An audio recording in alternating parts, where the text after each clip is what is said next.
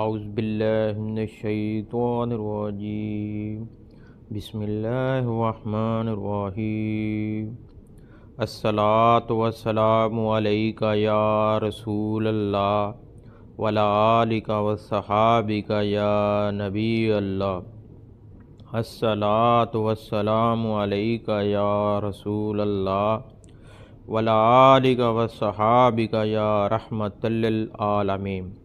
حضرت عبداللہ بن مسعود رضی اللہ تعالیٰ عنہ سے روایت ہے، رسول اللہ صلی اللہ علیہ وآلہ وسلم نے فرمایا، چیزیں دو ہی ہیں، کلام اور عملی طریقہ۔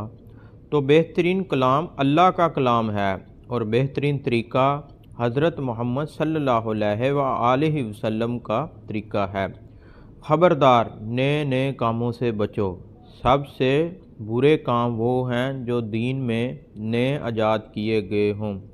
ہر نو ایجاد عمل بدعت ہے، ہر بدعت گمراہی ہے۔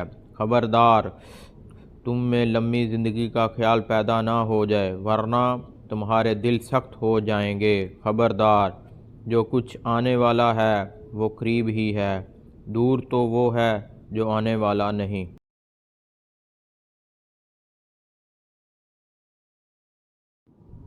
خبردار، بد نصیب وہ ہے جو ماں کے پیٹ میں بد نصیب قرار پا گیا، اور خوش نصیب وہ ہے جس نے دوسروں کے برے انجام سے نصیحت حاصل کر لی۔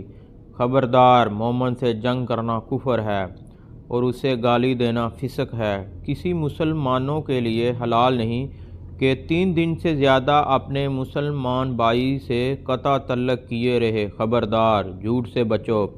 جھوٹ نہ سنجیدگی سے بولنا جائز ہے، نہ مذاق میں۔ ایسا نہیں ہونا چاہیے کہ آدمی اپنے بچے سے کوئی وعدہ کرے پھر اسے پورا نہ کرے۔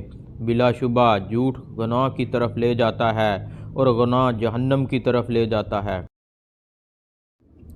اور سچ نیکی کی راہ دکھاتا ہے اور نیکی جنت میں لے جاتی ہے۔ سچ کے بارے میں کہا جاتا ہے، اس نے سچ بولا اور نیکی کا کام کیا، اور جھوٹے کو کہا جاتا ہے، اس نے جھوٹ بولا اور گناہ کا ارتکاب کیا۔